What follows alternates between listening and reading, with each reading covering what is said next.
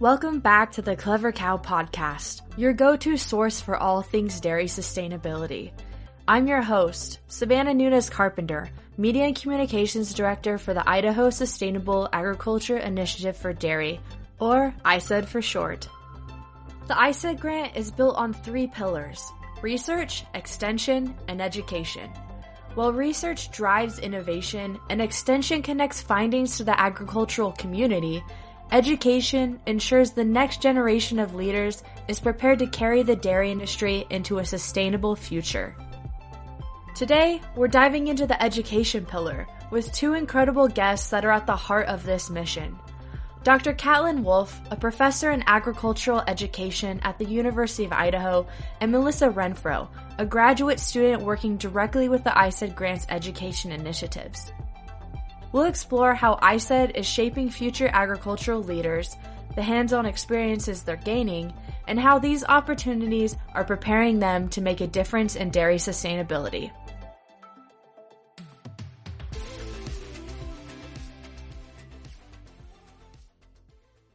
Thanks, Savannah.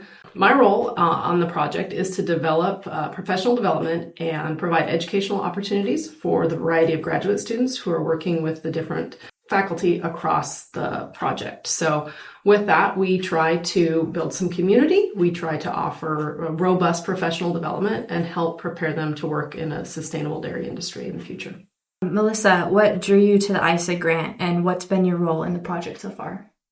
When I was getting ready to return to graduate school, Dr. Wolf approached me with this opportunity to join her as she was joining the ISAID Grant.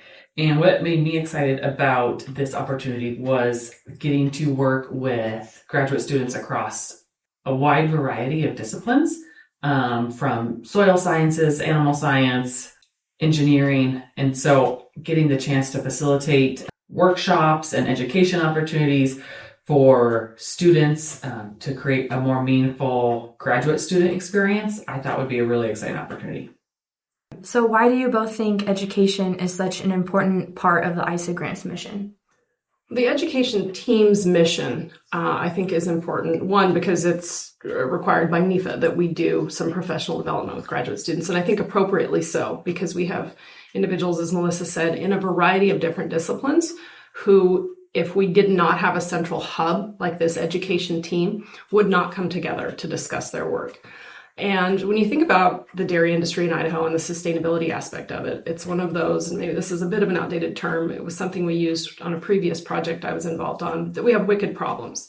They're big, large-scale problems that need addressed through a variety of different disciplines. There's no one-size-fits-all solution for making the dairy industry sustainable. It has to be from multiple different disciplines, right? So when we think about how we get those individuals to the table together to start looking at the problems, they have to feel good about that interaction with each other. They have to have a bit of a personal relationship. You know, they're humans. They're not just lab equipment. So getting them together to talk about their work, feeling comfortable about that, building future collaborations, I think is one of the best things about how we're operating that team. Yeah, I think it's really nice to see for each of them how they fit into the big puzzle of the goals of the grant too, be able to interact with each other. Do you have any thoughts on that? I think Dr. Wolf put it really well. Sometimes when you think about research on a project like this, you might think the target audience for education is the end user, which would be the dairyman, and that is part of our target audience. But our focus audience also includes the students that are doing the research. So we've gotten to focus on how to add value to their experience, which has been really meaningful. Definitely.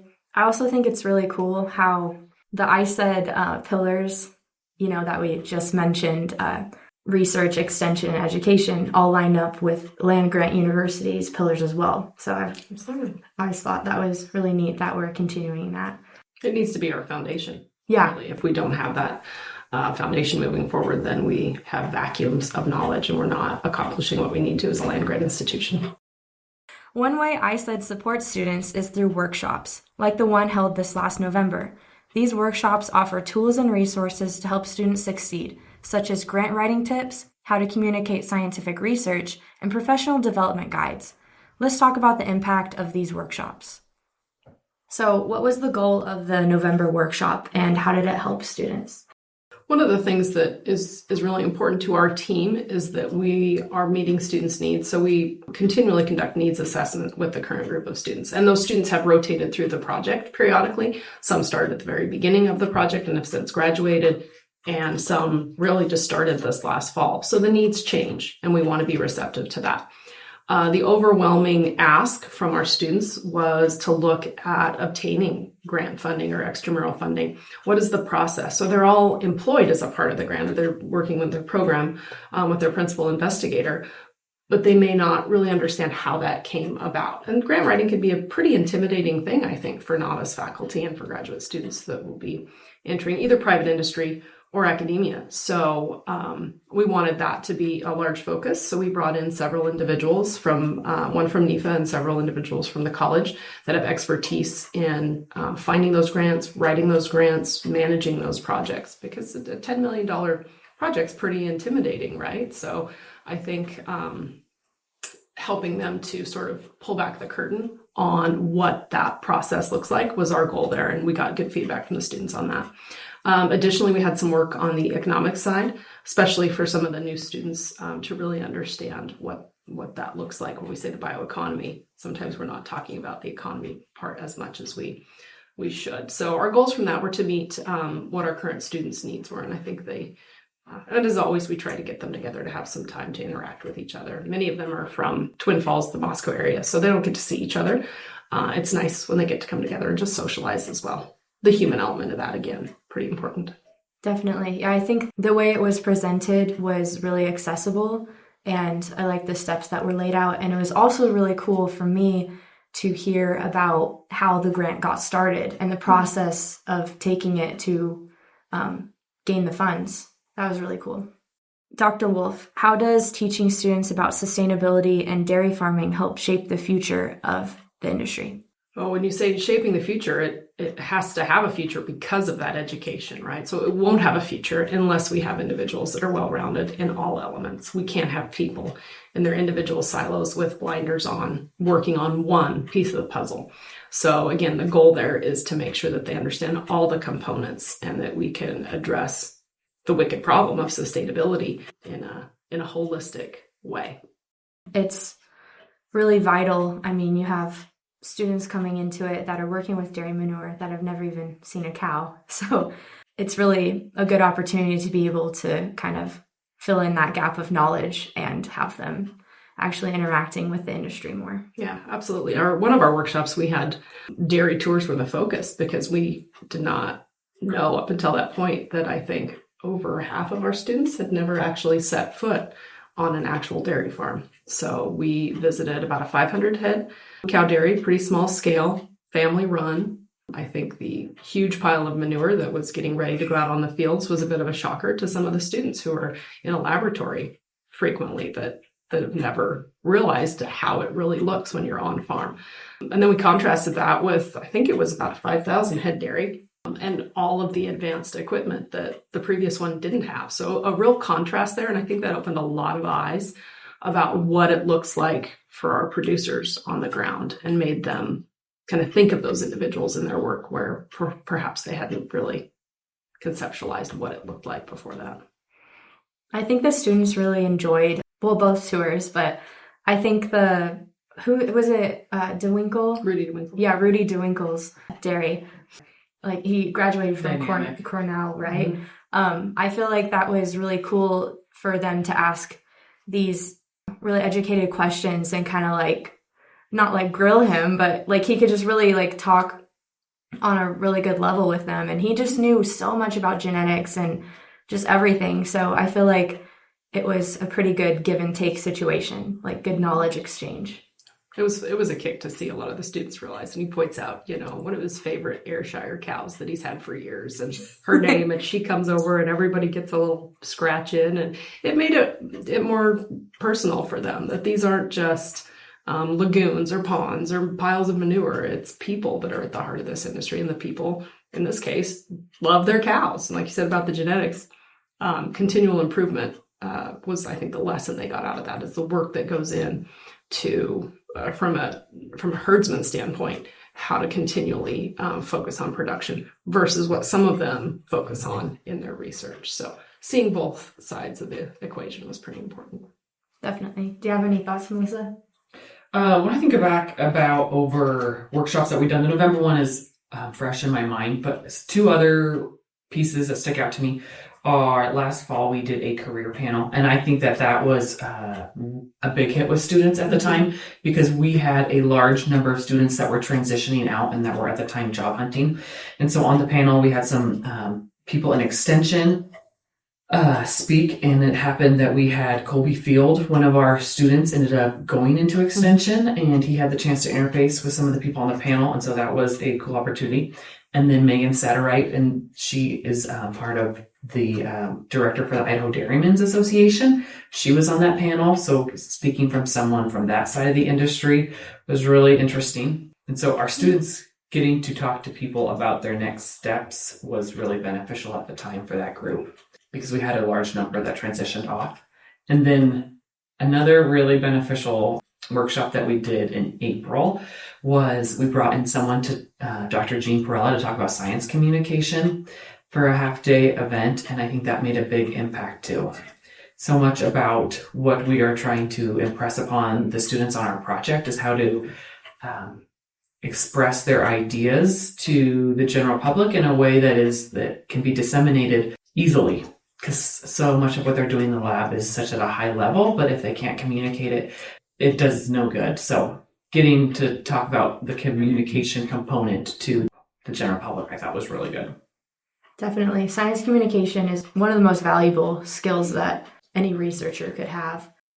What was great about that workshop too is I feel like the way that she designed it with having like the icebreakers and stuff, it made like the students talk to each other like they were real people. You know, you have to connect with an audience first before you can make any claims, and also like limiting like technical jargon and stuff and just getting to like the base root of what you're saying, like telling it in a story format so that people understand what your research is.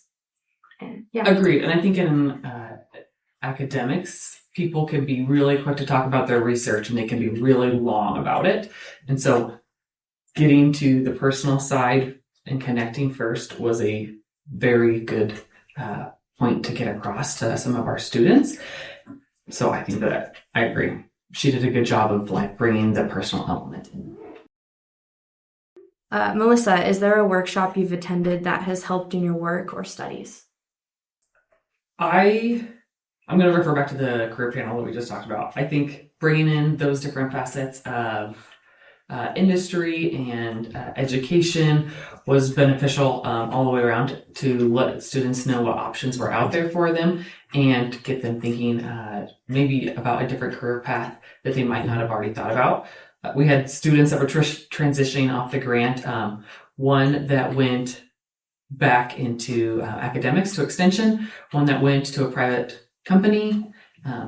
So one that is looking to go more global. So getting to expose them to that, I think, was really valuable.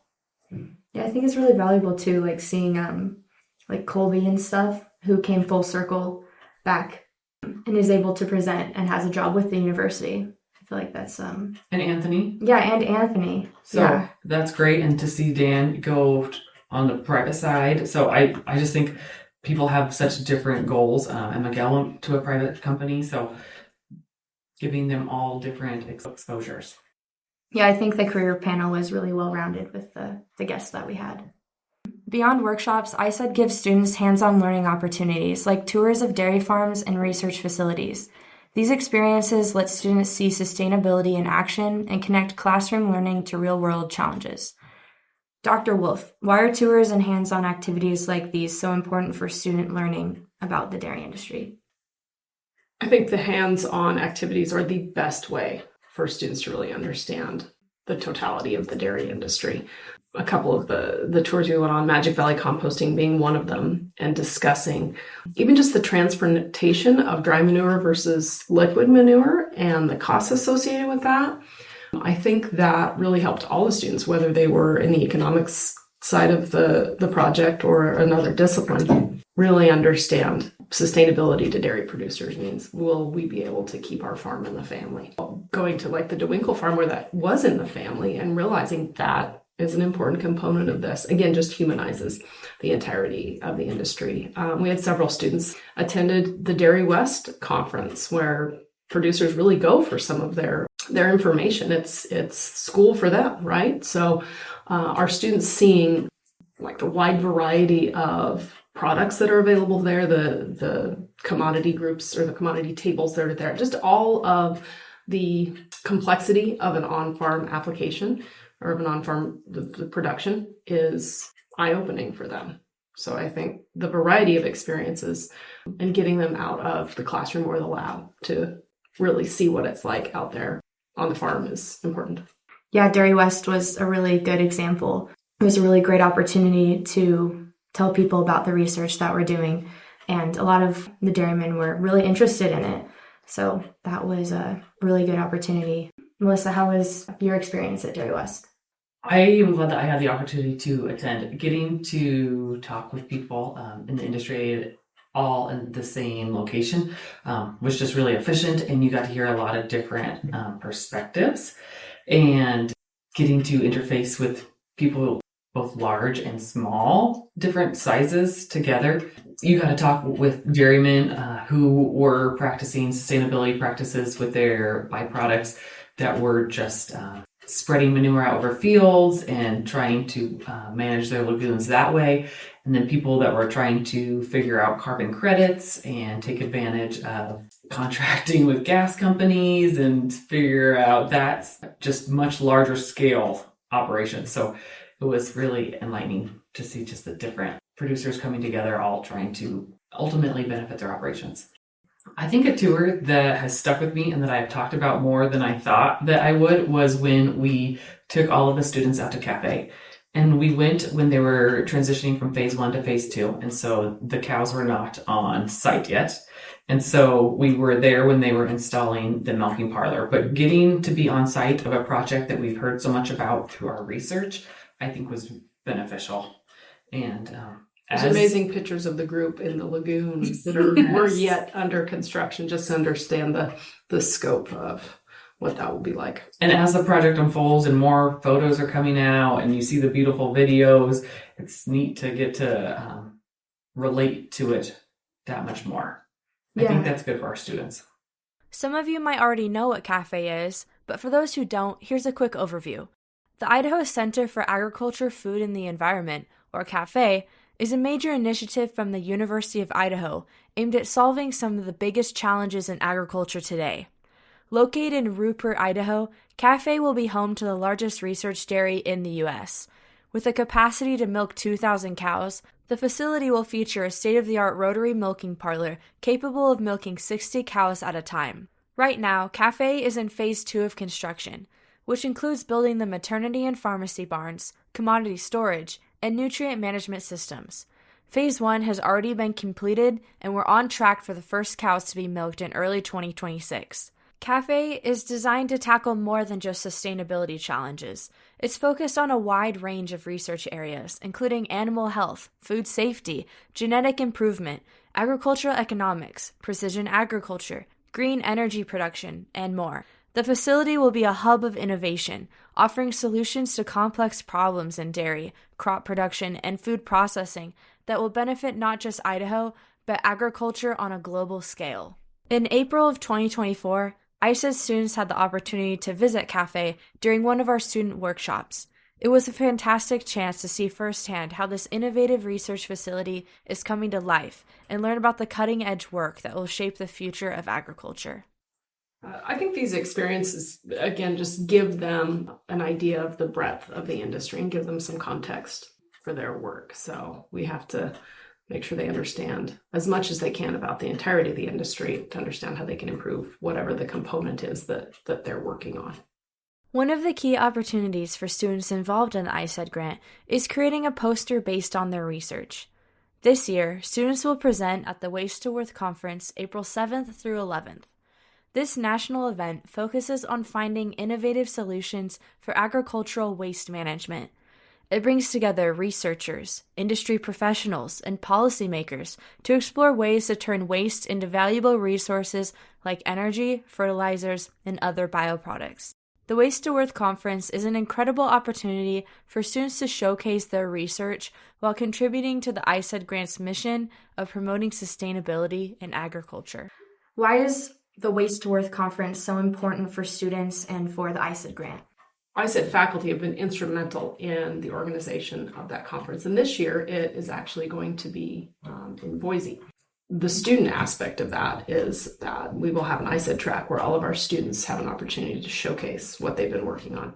Presentations and professional networking at academic conferences is a huge part of the preparation for not only future faculty, as some of these students will be, but in private industry as well. So I think we're blessed to have that as an outlet for their research and to have some preparation for that where they can sort of cut their teeth on those kinds of experiences with some faculty support and assistance.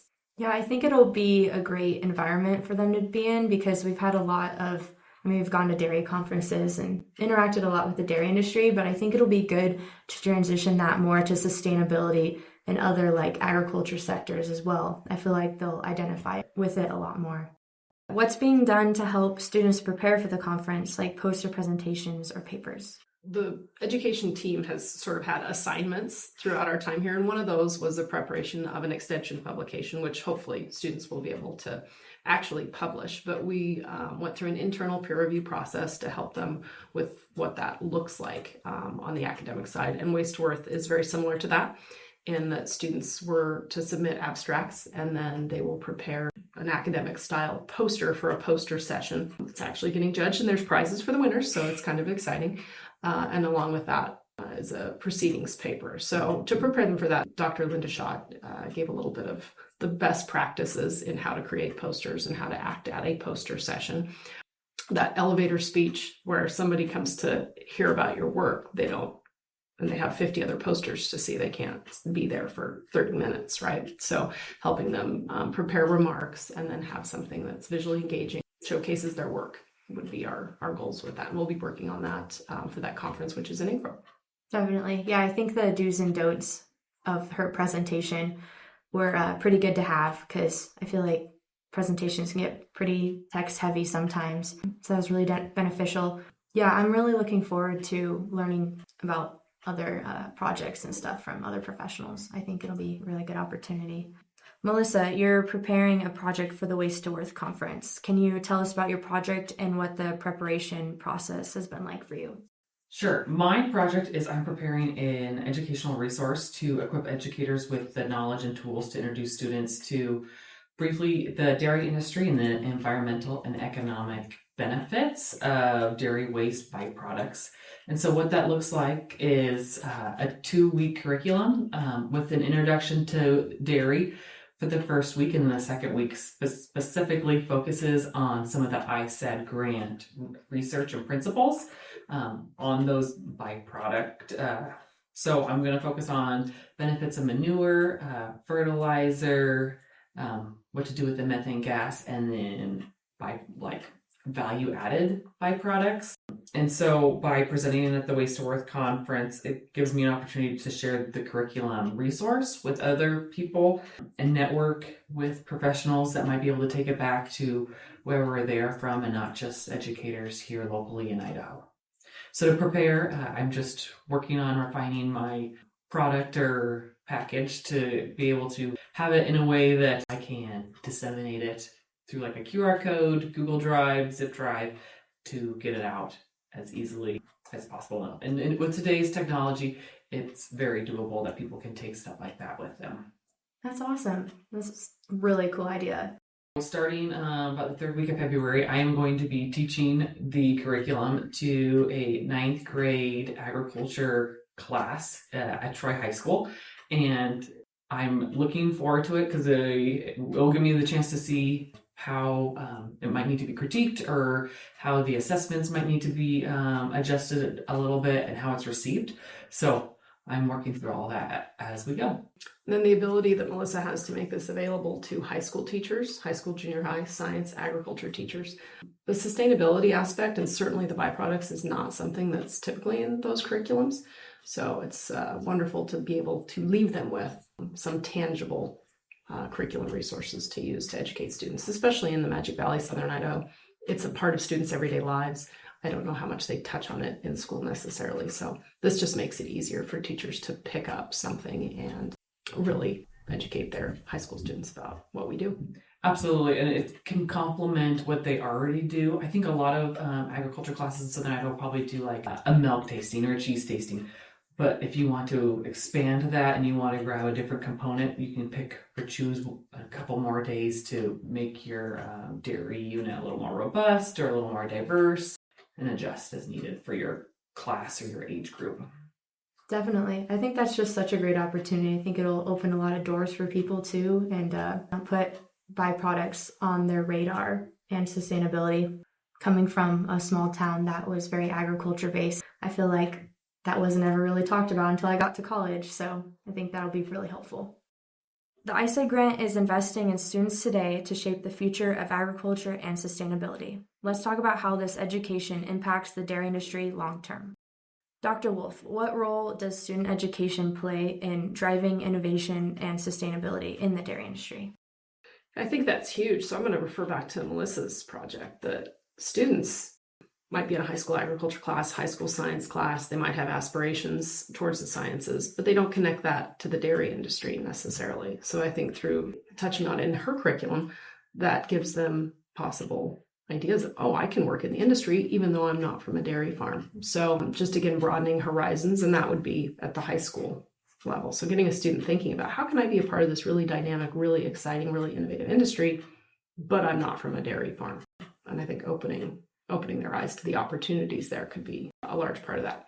As far as the graduate components of that and the graduate education, I think, again, it's just an understanding of the industry as a whole versus just a specific discipline is essential to really make impacts long-term in improving the sustainability. And it's not just the information. I think it's also how they engaged with their colleagues when they're here and making sure that wherever they go to work eventually, we've had an impact through the education team on how they engage with others, how they introduce themselves, how they give an elevator pitch about what their research or their project is, that we've given them some tangible skills on the social side to move forward with. Yeah, just being more well-rounded, and I feel like confidence is improved upon that as well. Like the more pieces that you know, I feel like you'll be able to hold up conversations with multitude of different kinds of people in different parts of the industry. Melissa, how has your involvement in ISAID changed how you view the dairy industry and sustainability? I am from Southern Idaho, so I am familiar with the dairy industry, and I've always had utmost respect and admiration for those in the dairy industry.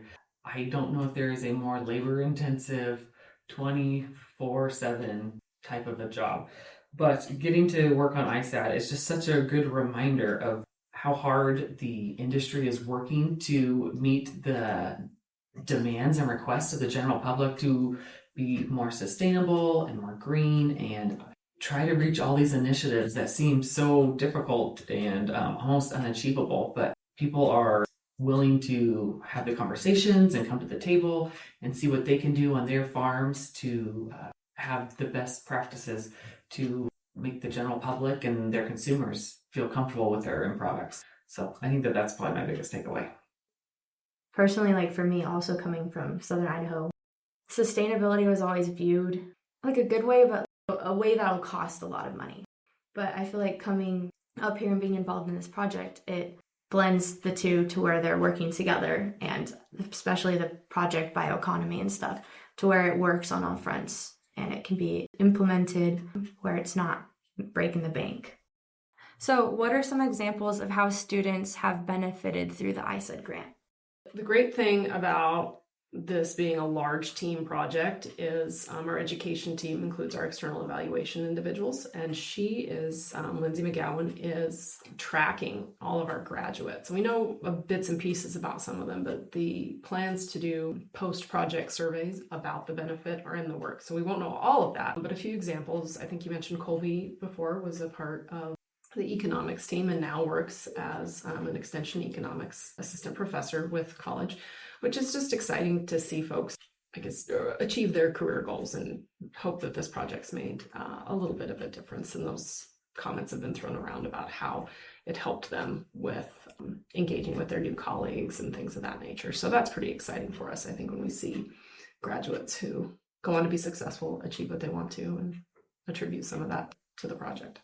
Yeah, I think we're planning on implementing alumni surveys. I think that'll be a really great resource to see like their thoughts on it and how it's changed them like over their time on the grant. Of course, running education programs like these isn't without its lessons. Let's talk about some of the things you've learned and how to ensure these programs stay strong. Dr. Wolf, what have you learned from managing student programs under the ISAID grant? I think the most important lesson is to really understand the students, their background, and just where they're coming from. So I referenced earlier, we had many students who had never set foot on a dairy farm, and that was a little bit of an eye-opener. And then I thought, well, when would they have had the chance to step foot on a dairy farm? So just conducting those needs assessments and making sure that we're meeting the student needs and really meeting student needs with the education, I think is the most important lesson that I would take forward in continuing this kind of work. One of the key components is knowing your student's background, knowing what their goals are, and crafting whatever your programming is to meet those goals. Instead of coming in with preconceived, we need to do this, we need to do this, we need to do this. The tailoring of that has been, I think, the best part of what we've done. Yeah, I think being able to adapt is of the utmost importance, especially as different groups of students come in and their needs change as well.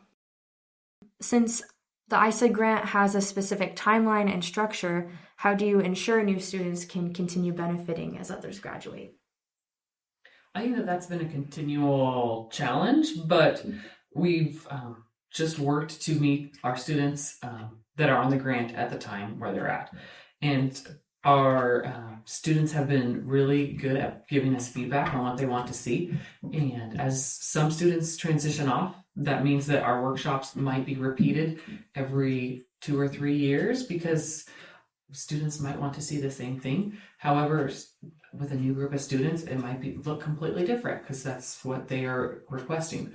I think as of late, we are getting asked for more professional development opportunities and less research-based requests than at the beginning of the project. And so that's what we're trying to provide them with at workshops. But overall, I just think you continually try to give good information at your workshops and meet the students where they're at.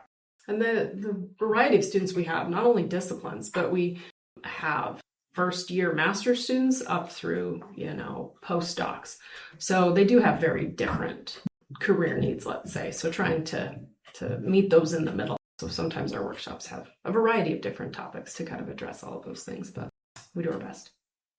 Yeah, I feel like they've been, pretty good going into it, especially for some students who might already have like some experience in a certain area that is being presented at a workshop. I think there's always new things they can take away. So before we finish, I'd love to hear some personal reflections from you both about your experiences with ISAID. Dr. Wolf, what's been the most rewarding part of working with students in the ISAID grant? I referenced a little bit about the students who have become employed with the university. And personally, I think that was my favorite part, is going to a new faculty orientation event and having 2 of our past graduate students seek me out from across the room and come sit to have dinner, just to have somebody that they knew, which reinforced to me how important it is to help with the networking and the skills. And I picked their brain a little bit about what did they enjoy the most, the least, what was, some of the topics, things like that about what helped them. So it was great to have those kind of informal conversations that I think reinforced the direction we're going with this team. So now you get to call them colleagues. So that's one of my favorite parts about my day job too, really, is as a high school agriculture teacher, and then moving on into teacher education, that I teach students at the university level who then become my colleagues as agricultural educators. So that's exciting to help develop those faculty and give them a place at the university. Definitely. I know seeing them around has just been really rewarding for me as well. Obviously, like, it's really happy and exciting when the students go out in the industry, but it's really nice after you make a connection and consider them like a friend to, I don't know, see them around campus. It's really a cool thing. The willingness of those individuals to come back and support what we're doing at our kickoff event. When we had our welcome to the fall semester luncheon, both Colby and Lucine came back and talked about what they got out of the project and out of the team. So again, it makes our job easier because as glowing recommendations from graduates come, we couldn't have gotten any better from them. So yeah, I feel like the new students were really receptive of that too. Just to have somebody with experience. I mean, when you're starting a new program, I feel like it could be like pretty intimidating. It's a lot of information taken at once, but to hear the words of somebody who's already gone through it, I feel like that was really good to have them here. Melissa, what's been your favorite part of being involved in ISAID? Getting to know the other students has been one of the most rewarding parts. And I think in addition to that, given my area of study in agriculture education, having the ability to help facilitate these educational events and getting to put some deep thought and planning into providing beneficial opportunities to students across all these different disciplines and seeing like the fruits of our labor has been the best part for me. What advice would you give to students on the grant who want to make a difference in the future of agriculture? That's really easy for me. I think it's build relationships with your colleagues, because without those relationships and without a personal level interaction, work just doesn't happen at the speed that it does otherwise. So if you really want to address wicked problems, start with building individual relationships and discussion of your work through the context of that relationship versus starting with the science. So you still have to start with the people, not always the science. And I hope that's the lesson that we leave many of them with. I would say keep an open mind and be interested, because the ISAID grant, it focuses on a very narrow sector of agriculture. It focuses on byproducts of dairies. And that might not sound super interesting to everybody, but when you really look at the wide variety of researchers and the different facets coming out of our grant, it's huge. So you can take a very narrow piece of the agriculture pie and expand it. So just to keep an open mind when they're looking at different options. Definitely. That's really good advice, you guys. Thank you, too, for joining me and for giving me such great answers. I actually had a really good time talking to you, too. Been fun. Thanks, Anna. That wraps up another episode of the Clever Cow podcast. A huge thank you to Dr. Wolf and Melissa for sharing their insights and experiences today. It's inspiring to see how the education pillar of the ISAID grant is empowering students and building the future of sustainable agriculture. From hands-on learning and industry tours to preparing for major conferences like Waste to Worth, it's clear that ISAID is investing in students in meaningful ways. And through projects like Melissa's curriculum for high school classrooms, we're seeing firsthand how this work is already making an impact. If you enjoyed today's episode, don't forget to subscribe to the Clever Cow podcast so you never miss out on the latest in dairy sustainability and agricultural innovation. You can find us on all major podcast platforms and follow along with the ISAID grant for updates on our research, events, and more. Thanks for tuning in. I'm your host, Savannah Nunes Carpenter, and I'll see you next time as we continue our journey toward a more sustainable future.